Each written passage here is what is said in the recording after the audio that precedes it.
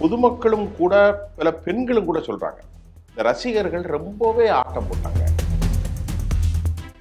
ஆம்புலன்ஸ்ல காயம்பட்டவர்களை கூட ஏத்துறதுக்கு அனுமதிக்கல. அந்த பெண் சொல்றாங்க, அவங்க ஒரு 70 வயசு இருக்கும் அந்த அம்மாவுக்கு. ஐயா எனக்கு எதுவும் கிடையாது, எங்க வீடு அங்கதான் இருக்குன்னு தேம்பி தேம்பி கதறி அழுகுறாங்க.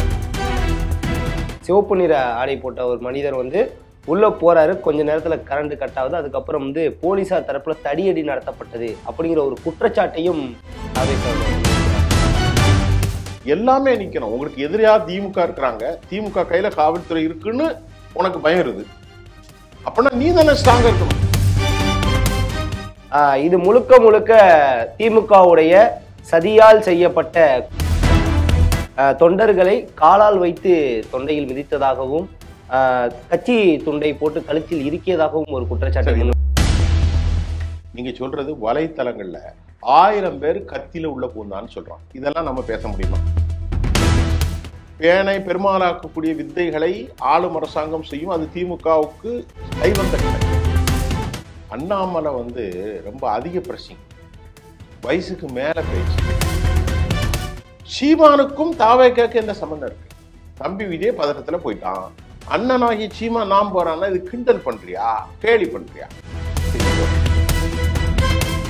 இது யாருமே தாங்க முடியாதுங்க. 41 பேருங்க, 10 பிள்ளைங்க, எப்படிங்க நாம எல்லாம் தாங்க முடியும்? அவ்வளவு பெரிய கொடூரம் நடந்தது. விஜய் இதுல மாட்டிக்கொண்டார். அவர் ஒரு நல்ல சகோதரர் தான். ஆனால் அவரால் அதை ஓவர் கம் பண்ண முடியும். அவருக்கு கூட ஆறுதலும் கூட யாரும் இல்லை. அவருக்கு எவ்வளவு பெரிய கஷ்டம் இருக்குன்னா அவருக்கு மட்டும்தான் தெரியும். அவர் காரணம் நம்ம சொல்ல முடியாது. இந்த காரணங்களை அவர் சரி பண்ணி இருக்கணும்னு தான் நான் சொல்றேன்.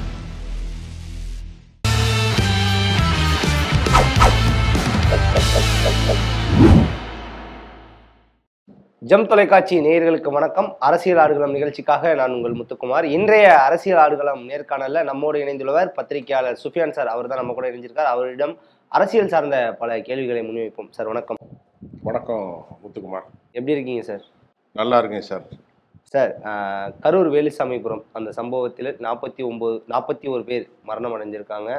50க்கும் மேற்பட்டோர் இன்னும் மருத்துவமனையில் சிகிச்சைக்காக அனுமதிப்பட்டிருக்காங்க. இந்த நிலையில பார்த்தீங்கன்னா தாவேக்காவோட மாவட்ட செயலாளர் மதியழகன் அவர்கள் மீது கைதாயிருக்காங்க. சட்ட நடவடிக்கையில கைது பண்ணியிருக்காங்க. பொதுச் செயலாளர் புஷி ஆனந்த், நிர்மல்குமார் உள்ளிட்டோர் மீதும் வழக்கு பதிவு செய்யப்பட்டிருக்கு. அவர்கள் முன்ஜாமீனுக்காக நீதிமன்றத்தை நாடியிருக்காங்க. சார், இதை எப்படி பாக்குறீங்க? இப்போ இது இப்போ இன்னைக்கு காலையில நமக்கு கிடைச்ச ஒரு மிக முக்கியமான கேள்வியும் கூட. அன்னைக்கு கிடைச்ச வழக்கு, இந்த சம்பவத்துல ஆயுள் தண்டனைக்கு ஏதுவான ஒரு வழக்கு செக்ஷன்ல பதிவு செய்யப்பட்டிருக்கிறதாக சற்று முன்னர் சென்னையிலிருந்து ஹைகோர்ட்டுடைய எக்ஸ்பர்ட்ஸ் கருத்து தெரிவிச்சிருக்கிறார். அந்த வழக்கினுடைய பிரிவுல எஃப்ஐஆர்ல என்ன பதிவு செஞ்சிருக்காங்க அப்படின்ட்டு நேற்று நமக்கு கிடைச்ச தகவல், நடிகர் விஜய் நேர தாமதம் கால தாமதமாக குறிப்பிட்ட நேரத்துக்கு வராதனால ஏற்பட்ட நெருக்கடி, அது மக்களை அன்றைக்கு சனிக்கிழமையாக இருப்பதனால இதற்கு முதல் ஒரு காரணம்.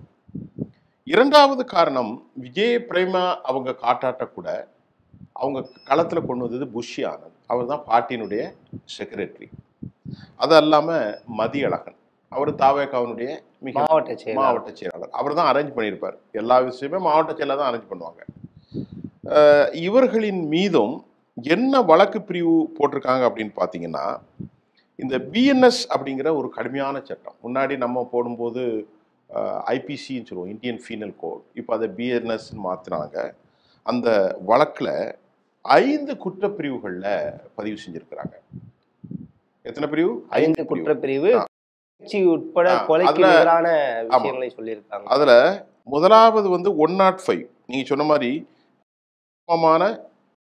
செய்த தண்டனைக்குரிய செயல் 105. இது ரொம்ப முக்கியமான செக்ஷன். இரண்டாவது 110, அதாவது 1 வருடம் சிறை, பெயில் கிடையாது. ஆமா, பெயில் இருக்காது, குற்றமற்ற செயல். இது முக்கியம். மூன்றாவது நம்பர் 223. இந்த 223 மூலம் மனித உயிருக்கு மிகப்பெரிய ஆபத்தை விளைவிக்கக்கூடிய எல்லாமே முயற்சி ஏதுவான செயல்கள். இந்த 3 செக்ஷன் போக 4வது அபிஷியலை அவங்க ஒபே பண்ணலை. ஒரு அரசு வந்து ஒரு இன்டெகிரிட்டி அரசு சாவரினிட்டி இருந்துச்சுன்னா அவங்களுக்கு ஒபே பண்ணணும். அதுவும் அவங்க உதவி செய்யலை. அடுத்தாவது பொது சொத்திற்கு டேமேஜ் பண்ணது. இந்த மாதிரி ஒரு 5 செக்ஷனில் போட்டிருக்காங்க. இதில் மிக முக்கியமாக புஷி ஆனந்த், நீங்கள் சொன்ன மாதிரி அவர் பேர் என்னது, மாவட்ட செயலாளர் மதியழகன், நிர்மலும் கூட இந்த பிரிவில் வர்றது சொல்லப்படுகிறது. எக்ஸ்பர்ட்ஸ் என்ன சொல்கிறாங்கன்னா 7 வருஷம் இதுலேருந்து ஆயுள் தண்டனை வரைக்கும் இந்த விஷயத்துக்கு கிடைக்கும் அப்படின்னு எதிர்பார்க்குறாங்க. இப்போ என்ன நிலவரம்னு பார்த்தீங்கன்னா, தனித்து விடப்பட்டிருக்கிறார் நடிகர் விஜய், அவருடைய ராஜ்மோகன், ஜான் அருண், இந்த முக்கியமான தலைவர்கள், ஆதவ் அர்ஜுனன், புஷி ஆனந்த், அது போக நிர்மல். இந்த அவ்வளோதான். மற்றபடி ஒரு தலைவர்கள்லாம் அங்கே ஒன்றும் இல்லை. இவர்களும் பெரிய தலைவர்களெல்லாம் ஒன்றும் கிடையாது. அப்படியே ஒரு மேனேஜ் பண்ணிக்கிடுவாங்க. யாருமே இல்லாமல் தனித்து விடப்பட்டிருக்கிறார் என்ற தகவல் வந்திருக்கிறது. 50 வயது, 52, 54 வயது தான் இருக்கும் யாருக்கு, நம்ம விஜய்க்கு. அவர் அரசியல் சூழ்நிலையில் எல்லாரும் படத்தில் கில்லி கல்லின்னு போட்டாலும் இது வந்து ஒரு சீனாவுடைய, நேற்று ஒரு செய்தியை நான் படித்தேன், சீனாவுடைய அஃபீஷியல் கவர்மெண்ட்டு ஒரு செய்தி வெளியிட்டிருந்தாங்க. இந்தியாவில் இந்த மாதிரி இறந்துட்டாங்க ஒரு அரசியல் பொலிட்டிக்கல் மீட்டிங்கில் 50 பேர், 41 பேர். அதற்கு சீன அரசு கடுமையான தனது இரங்கலை தெரிவிக்கிறது.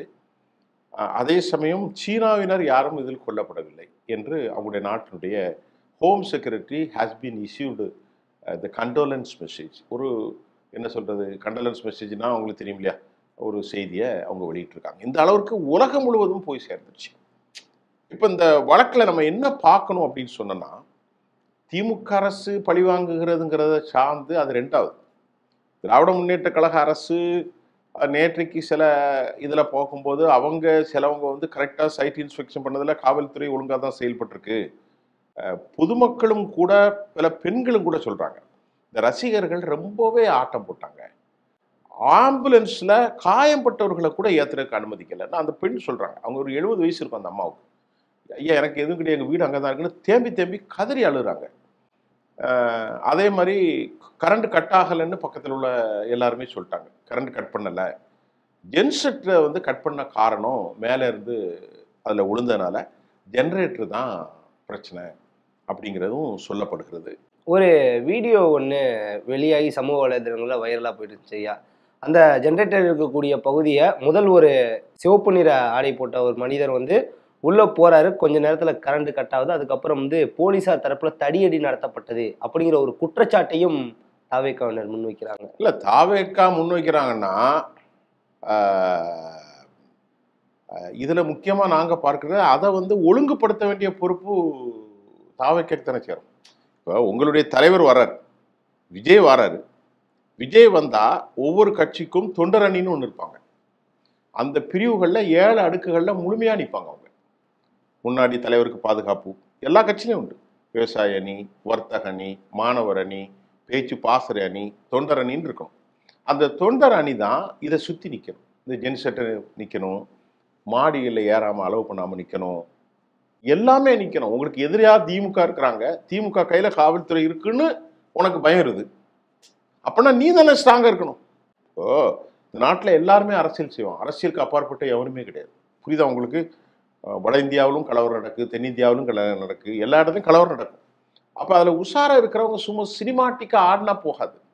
நான் 10 ரூபான்னு செந்தில் பாலாஜை பற்றி பேசும்போது கரண்ட் போச்சுன்னு சொல்கிறாங்க. ஆனால் அங்கே இருக்கிற மக்களோ அப்படி ஒரு ஆதாரம் இல்லை, சிலவங்க கரண்ட் போயிட்டுன்னு சொல்கிறாங்க. இப்போ எது இருந்தாலும் இதற்கான முழு ரெஸ்பான்சிபிலிட்டி யாரை கேட்பாங்கன்னா, காவல்துறையை கூட்டில் நிறுத்த முடியாது, பொதுமக்களையும் நிறுத்த முடியாது, முழுமையாக நிர்வாகிகள்கிட்ட தான் கேட்பாங்க. இப்போ சம்பவத்தை அரேஞ்ச் பண்ணது யாரு, பெர்மிஷன் யாரு கொடுத்துருக்குறாங்க? பெர்மிஷன் கொடுத்துருக்கிறது மாவட்ட செயலாளர். அவர் பேர் என்னது, நம்ம இப்போ பேசணுமே, மதியழகன். அவரு he should have a responsibility, he has to take more response. அவர் தான் எடுத்துக்கிடணும், அவர் தான் பொறுப்பாளர். மதியழகன் அவர்கள் கைது செய்யப்பட்டுட்டாங்க. அவரு வந்து தனிப்படை போலீஸ் வந்து கைது பண்ணிட்டாங்க. அவங்க மனைவி வந்து ஒரு தனியார் தொலைக்காட்சிக்கு பிரத்யேக பேட்டி ஒன்று கொடுத்துருக்காங்க. அதுல சொன்ன ஒரு விஷயம் என்னன்னா, இது முழுக்க திமுகவுடைய சதியால் செய்யப்பட்ட அப்படிங்கிற ஒரு விஷயத்தையும், ரெண்டாவது வந்து அங்க இருக்கக்கூடிய தொண்டர்களை காலால் வைத்து தொண்டையில் மிதித்ததாகவும், கட்சி துண்டை போட்டு கழுத்தில் இறுக்கியதாகவும் ஒரு குற்றச்சாட்டை சரி, இந்த மாதிரி முன்வைத்தார். ஆதாரம் இல்லாத விஷயத்துக்கெல்லாம் நம்ம பதில் சொல்ல முடியாது. நீங்க சொல்றது வலைத்தளங்கள்ல 1000 பேர் கத்தியில உள்ள பூந்தான்னு சொல்றான். இதெல்லாம் நம்ம பேச முடியுமா? ஒரு பிரவீனா ஒருத்த பேசுறான். என்ன பேசுறது? நம்ம அப்படி செய்யக்கூடாது. இப்போ எனக்கு என்ன ஒரு கவலையும் வருத்தம்னா, 1.5 வயசு புள்ள இறந்து போச்சு. இதுக்கு என்ன நீதி? ஒரு தாய் சொல்றா, என் கையால என் 2 பிள்ளையும் சாகடிச்சிட்டேன்னு சொல்றா. இதுக்கு யார் கொடுக்க முடியும்? மாண்டவர் ஒருபோதும் மீண்டு போவதில்லை. இவங்க வலைத்தளங்கள்ல எது வேணாலும் எழுதுறது. அது ஒரு அத பொறுப்பற்ற ஒரு நாட் அப்ரோப்ரியேட், ஒரு சரியில்லாத முறை. இன்னைக்கு கூட சில யூடியூபர்ஸ் கை செஞ்சிருக்கிறாங்க. 26 பேர் மேல வழக்கு பதிவும் செஞ்சிருக்காங்க. அப்ப எதற்கு ஒரு பொறுப்பு இருக்கணும். இப்ப நாம பேசும்போது இந்த சட்டப்பிரிவுகளை சொல்றோம். பிஎன்எஸ் செக்ஷன்ல சட்டப்பிரிவு, அவங்க எஃப்ஐஆர் வழக்க சொல்றோம். எல்லாமே அத்தன்டிசிட்டி தான், அரசாங்கம் பதிவு செய்யறது. ஒரு தலைவனுக்கு 9 மணிக்கு 8:45 கொடுத்துருக்கானா, அட்லீஸ்ட் ஒரு 10 மணிக்காவது வந்திருக்கணும். நீங்க 2:30 மணிக்கு வந்திருக்கீங்க. 3 மணிக்கு இது விஜய் அவருக்கு அனுபவ குறைவு தான். விஜயை பொறுத்தவரை இந்த மாதிரி நடக்கணும் அப்படின்லாம் அவர் நினைக்கல. இது தவறுதலாக அனுபவ குறைவில் ஏற்பட்ட ஒரு பதட்டம். அதை மடைமாற்றம் செய்வதற்காக அவருக்கு ஆதரவாக 10 பேர், திராவிட முன்னேற்ற கழக அரசுக்கு ஆதரவாக ஒரு 20 பேர், இப்படி பேசக்கூடாது. நாம பேச வேண்டியது பிரச்சனை என்ன? அப்போ சாப்பர் நான் அன்னைக்கே பேசும்போது சொன்னேன், 14 லட்சம் ரூபாய்க்கு வாடகை எடுத்திருக்கீங்க. நீங்க திருச்சியில இறங்கி அடுத்த நிமிஷத்துல போயிடலாம். ஒன்று. சரி, உங்களுக்கு சில அனுபவங்கள் இருக்கிறதாக பலர் சொல்றாங்க. இது முதல் கூட்டம் அல்ல, ஆனால் கடுமையான கூட்டம் வருகிறது. 10,000 பேருக்கு தான் நீங்க பெர்மிஷனே கேட்டிருக்கீங்க. அங்க எழுதி கொடுத்துருக்கீங்க. எல்லாமே it has been pending, registered, பேப்பர்ல இருக்கு. எவ்வளவு பேர் கூடுவாங்க, யாரெல்லாம் எழுதி கொடுத்தா தான் பெர்மிட்டட், கிராண்டட் தி பெர்மிஷன். எழுதி கொடுக்காம இல்லை, மத்திய அழகன் எழுதி கொடுத்துருக்காரு, கையெழுத்து எழுதி கொடுத்துருக்காங்க சார். ஆனா அந்த இதுல நம்ம பாஜகவோட முன்னாள் மாநில தலைவர் அண்ணாமலை குறியிட்ட ஒரு விஷயம் என்றால், விஜய் மேல் நீங்கள் தவறு கூறுவது தவறு. அந்த மனுவிலையும் கொடுத்த ஒரு விஷயம் என்னன்னா, கரெக்டா நம்ம 3 மணியிலிருந்து 10 மணி வரை அப்படிங்கிற ஒரு விஷயத்த மென்ஷன் பண்ணியிருக்காங்க. அப்படிங்கிற ஒரு விஷயத்த அண்ணாமலை அவர்கள் சொல்றாரு. அது அவர் சொல்றாரு, நாம அதை படிக்கல. அண்ணாமலை ரொம்ப அதிக பிரசிங், வயசுக்கு மேல பேச்சு. ஒரு போலீஸ் அண்ணாமலை எத்தனை வருஷத்துக்கு தமிழ்நாட்டில் தெரியும்?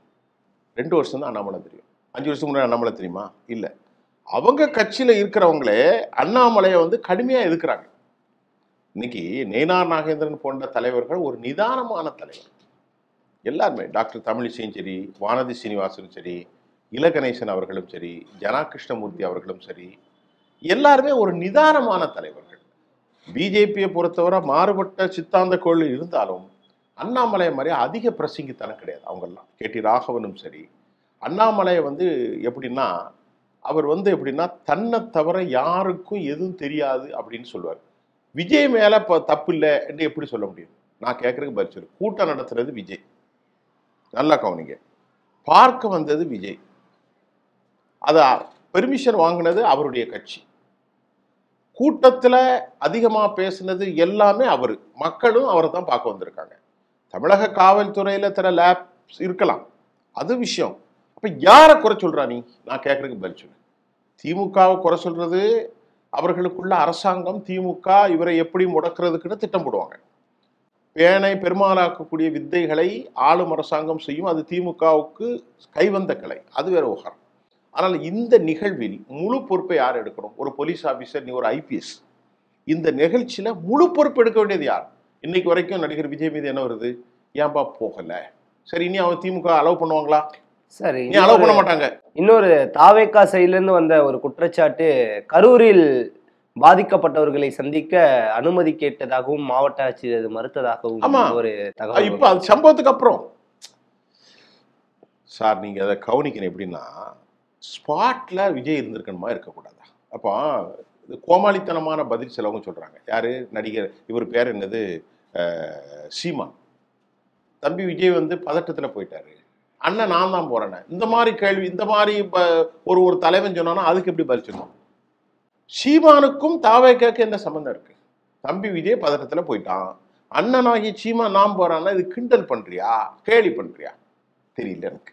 ஒரு வாரத்திற்கு முன்னாடியே அண்ணன் தம்பி உறவுகள் எல்லாம் பிளவு வந்தது. ஆமா, இப்ப என்ன சொல்றான், கிண்டலா கேளியா, உனக்கும் அதுக்கு அவங்க சீமான் அவர்களுக்கும் தாவேகாவுக்கும் எந்த சம்பந்தமும் இல்லை. கிளின்னு கிழிக்கிறீங்க நீங்க. இப்ப பாதிக்கப்பட்டவங்க, பிள்ளை இழந்தவங்க ஒரு ஆறுதல் தெரியாதான்னு விஜய் தான் கேட்பாங்க. நீ அதுக்கு பதில் சொல்றான், உனக்கு சம்மந்தம் இல்லையே. இந்த மாதிரி தலைவர்களை தமிழ்நாட்டில் பெற்றிருக்கோம். அண்ணன் நான் தான் போறேன், உனக்கு என்ன கூட பிறந்தானா, நீ பங்காளியா? அல்லது ஒண்ணுமே இல்லையே. மக்கள் விஜயை பார்க்க வந்தாங்க. அவருடைய கூட்டத்தில் 41 பேர் இறந்துட்டாங்க, இன்னும் பல பேர் ஐசியூல இருக்காங்க. அப்ப அவங்க தான் பதில் சொல்லணுமே தவிர நீ பதில் சொல்ல வேண்டிய தேவையில்லை. அப்போ இந்த விஜய் இவங்க வந்து சீமான் வந்து பொறுப்பு இல்லாம பேசுறாரா, நக்கல் அடிக்கிறாரா, கிண்டல் பண்றாரா எனக்கு தெரியல. விஜய் வந்து ஒரு பெரிய பதட்டத்தில் இருக்கார். அவரை பொறுத்தவரை வந்து இந்த மாதிரி சம்பவம் நடக்குன்னு அவர் விரும்பல. அவருக்கு அனுபவ குறைவு. அப்ப அந்த அனுபவ குறைவுக்கு ஆதவ அர்ஜுனா நேற்று ஒரு ட்வீட்ல ஒன்று போடுறாரு, பேய் ஆண்டாள் அப்படின்ட்டு போட்டு கடைசியில் ஒரு நிமிஷத்துல அதை எடுத்து டெலீட் பண்ணியிருக்காரு. பண்ணியிருக்காரு. அதாவது பேய் நாட்டை பேயாளும் நாட்டிலே ஏதோ ஒன்று போட்டிருக்காருன்னு வைங்களேன். அப்ப பொறுப்பு இல்லை. இந்த நேரத்துல நம்ம எப்படி இருக்கணும், மௌனமா இருக்கணும், வாயை பொத்திட்டு இருக்கணும். ஏன்னா பொறுப்பு நிறைய தாவேகா நிர்வாகிகள் போனை அணைத்து விட்டார்கள், சுவிட்ச் ஆஃப் செய்து வைத்து. ஆமா, நீங்க சொன்ன மாதிரி Mathiyazhagan phone off, Arun George phone off, Aadhav Arjun phone off, அப்புறமா Bussy Anand phone off, Rajmohan phone off. இவங்க தான் அடையாளப்படுத்துவாங்க. ராஜ்மோகன், ஜார்ஜ் அருண், மதியழகன் விட்டுருங்க, ராஜ்மோகன், ஜார்ஜ் அருண், புஷி ஆனந்த், நிர்மல்குமார், ஆதவ், இவ்வளவுதான். 5 பேர் தான். இந்த 5 பேரை நான் சொல்றேன். 1960 பேரறிஞர் அண்ணா அவர்கள் கட்சி ஆரம்பிச்சாங்க. ஒரு சின்ன குறிப்பு, பேரறிஞர் அண்ணா, கருணாநிதி, நெடுஞ்செழியன், நாவலர் அன்பழகன், மதியழகன், ஈவி.கே. சம்பத், எவ்வளவு எம்ஜிஆர், இந்த தலைவர்களை நீங்க இதோட ஒப்பிட்டு பாருங்க. நான் சொல்ல இவ்வளவு தலைவர் நீங்களாம் பிறந்திருக்க மாட்டீங்க, நானும் பிறக்கல. எவ்வளவு பெரிய தலைவர்கள். பேரறிஞர் அண்ணா, புரட்சித் தலைவர் எம்ஜிஆர், கலைஞர் கருணாநிதி, மதியழகன், நாவலர் நெடுஞ்செழியன், ஈவி.கே. சம்பத், இன்னும் இருக்கு. நான் இவ்வளவுதான் சொல்லியிருக்கேன். பேராசிரியர் அன்பழகன். இந்த தலைவர்கள் எங்க? ஜார்ஜ் அருண் எங்க? ராஜ்மோகன் எங்க? ஆதவ் அர்ஜுன் எங்க? அப்புறமா புஷி ஆனந்தங்க. இவங்களுக்கெல்லாம் என்ன கல்வி? அவங்களாம் எவ்வளவு பெரிய கல்வியாளர்கள் தெரியுமா? பேரறிஞர் அண்ணா அப்படிப்பட்ட ஒரு கல்வியாளர்.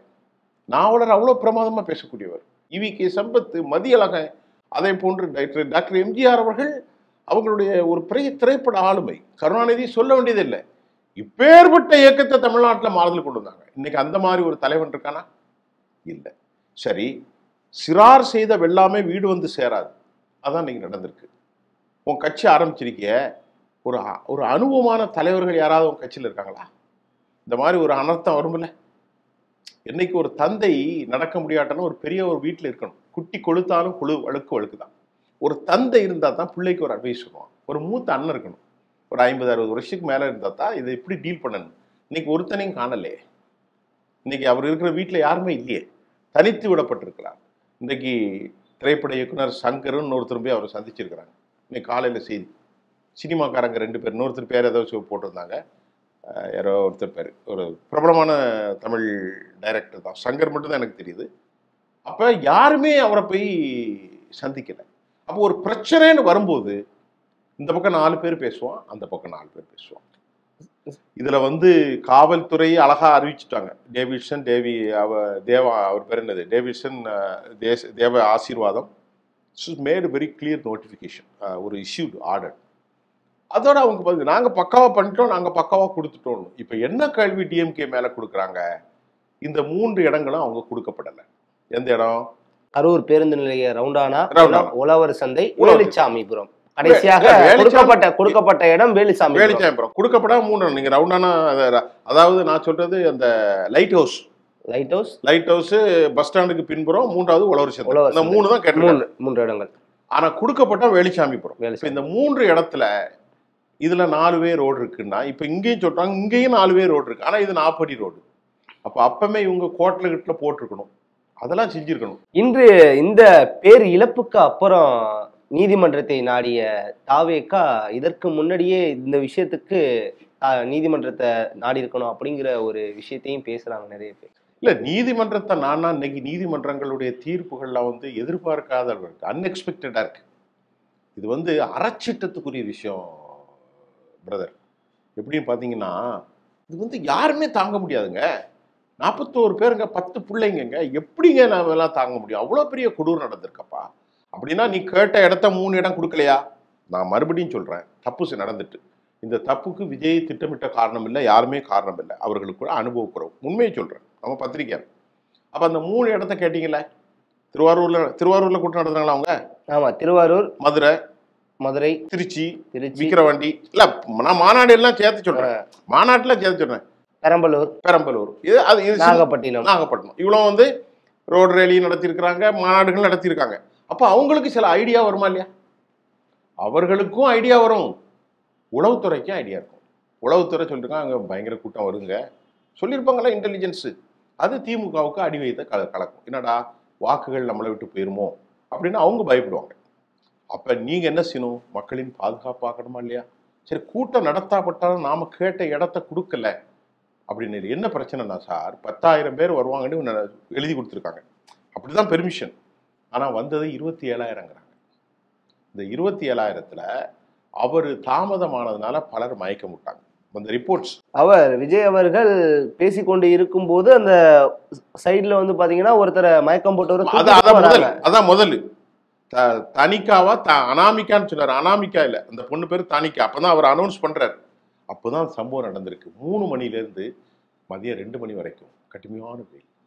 இதெல்லாம் ஒரு தலைவனுக்குரிய படம் புரிஞ்சுக்கணும். இதை அவர் மட்டும் இல்லை, இன்னைக்கு வரக்கூடிய எல்லா தலைவர்களும் பாடம் படித்துக்கிட்டணும். இந்த விவகாரங்கள் இன்னைக்கு ஒரு பெரிய டீஹைட்ரேஷன் ஏற்பட்டிருக்கிறது. அது இல்லாம அவர் நேரம் வரல. நீ சொன்னக்கூடிய அந்த ரவுண்டானாக்கு வந்திருக்காரு. ரவுண்டானால இருந்த 7,000 பேரும் அங்கேயே தலைவரை பார்த்துருக்கான். பார்த்துட்டு விஜய்க்கு பின்னாடியே ஓடி இங்கே வந்துட்டான். அந்த அவர் விஜய் அவர்கள் வாகனம் வருவதற்கு முன்னாடி காவல்துறை சைட்ல இருந்து எல்லாமே கரெக்டான ஒரு பொசிஷன்ல நிறுத்தி வச்சிருக்காங்க. விஜய் அவர்கள் வாகனம் உள்ள வந்தோடனே காவல்துறையை மீறி தொண்டர்கள் உள்ள 30,000 பேரை 500 போலீஸ் எப்படி இருக்கும்? 500 போலீஸுக்கு அதுல என்ன கிடைச்சிருக்குன்னா 100 பேர் தான் லான் ஆடுறான் சொல்லியிருக்காங்க. மீதி 400 பேர் அது வேற வேற பணிகள்ட்டு சொல்றாங்க. நமக்கு அதை பத்தியான நாலேஜ் இல்லை, அது உண்மையில இருந்தது. ஆனா தேவிசன் தேவ ஆசீர்வாதம் அழகா சொல்லிட்டார்.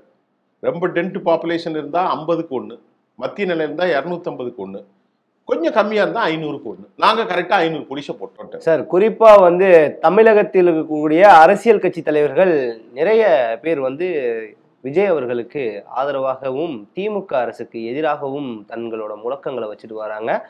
குறிப்பா வந்து பாத்தீங்கன்னா பாஜக முன்னாள் தலைவர் அண்ணாமலை அவர்கள் சொன்ன ஒரு விஷயம், நீங்கள் உங்க கட்சி மீட்டிங் அப்படிங்கும்போது தேவையான பாதுகாப்பை வச்சுக்கிறீங்க, எதிர்கட்சி மீட்டிங் அப்படிங்கும்போது பாதுகாப்பை குறைக்கிறீங்க அப்படிங்கிற ஒரு விஷயத்த சொல்லியிருக்காங்க.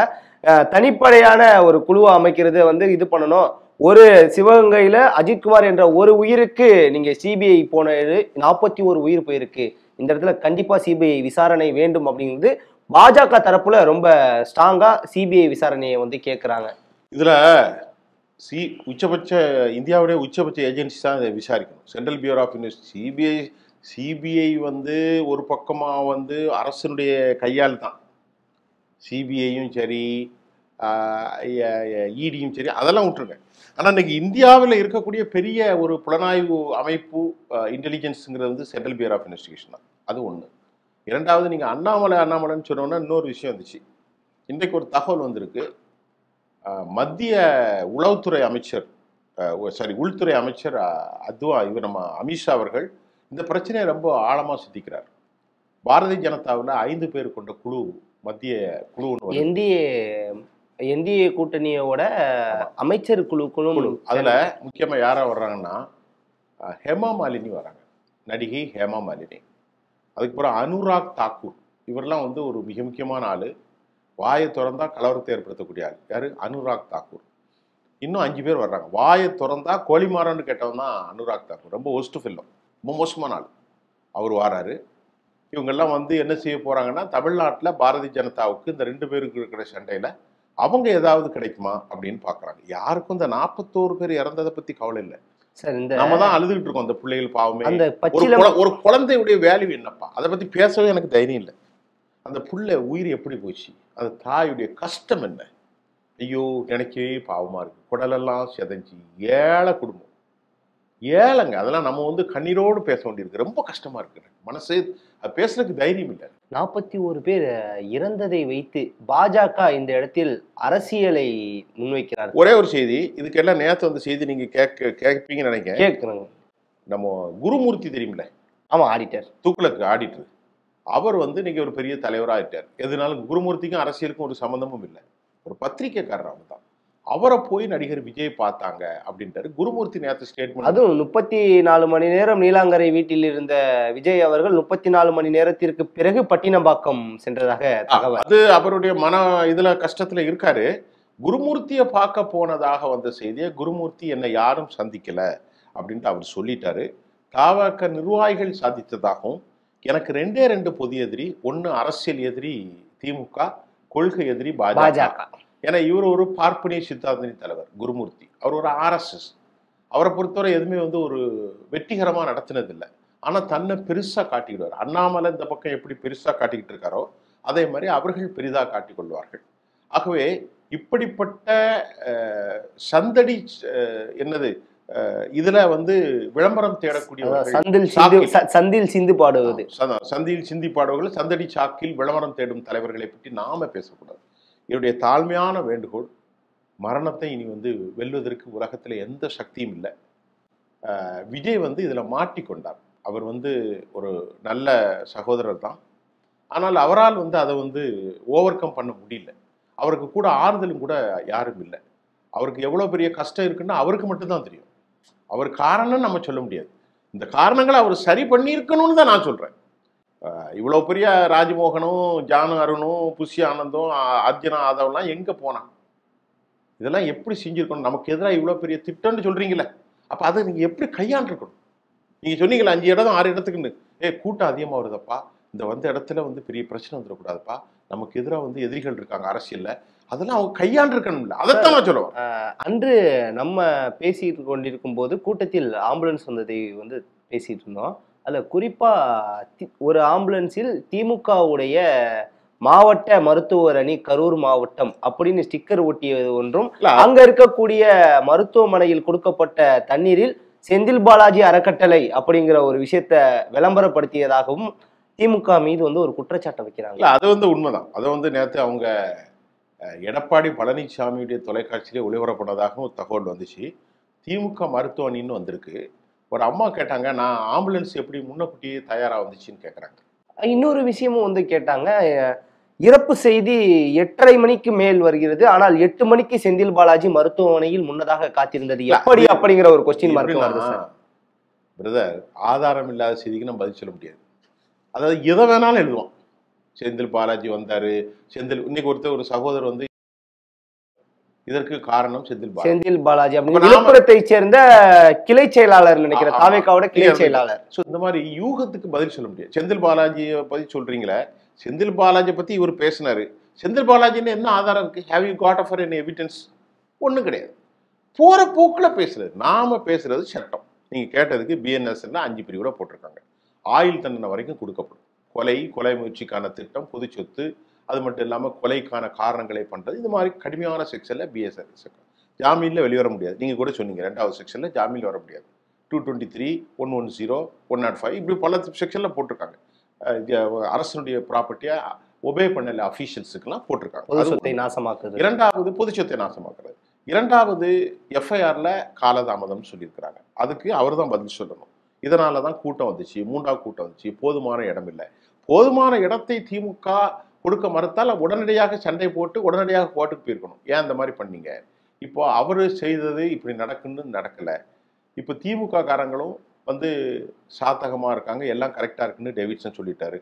பொதுமக்களும் லைட்டு போகலைன்னு சொல்கிறாங்க. ஆக இப்படிப்பட்ட சூழ்நிலையில் வலைத்தளங்களில் கண்ணா பின்னாண்டு எழும்புறாங்க. பிணத்தின் மீது அரசியல் செய்ய ஒரு பத்திரிகையாளர் நான் இல்லை. ரொம்ப வருத்தப்படுறேன். இந்த குழந்தைகளுக்காக நான் பிரார்த்திக்கிறேன். அவ்வளோதான். ஓகே, ரொம்ப சிறப்பான தகவலுக்கு ரொம்ப நன்றி சார். நன்றி சார்.